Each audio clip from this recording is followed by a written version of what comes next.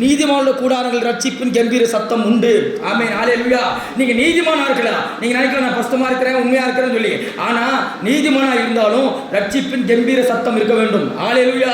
நீங்க எப்போ உங்க நீதிமான கூடாரங்களில் உங்க வீடுகளில் சத்தம் இருக்கணும். என்ன சத்தம்? ரட்சிப்பின் கம்பீர சத்தம். ஆமென், ஹல்லேலூயா. தெய்வத்தை ஆராதிக்கிற சத்தம். ஆமென். தெய்வத்தை துதிக்கிற சத்தம். ஆமென். வசன வாசிக்கிற சத்தமும் கூடாரத்தில் இருக்கணும். ஆமென். எத்தனை பேர் ஏற்றுக்கொள்கிறீங்க? ஆமென்.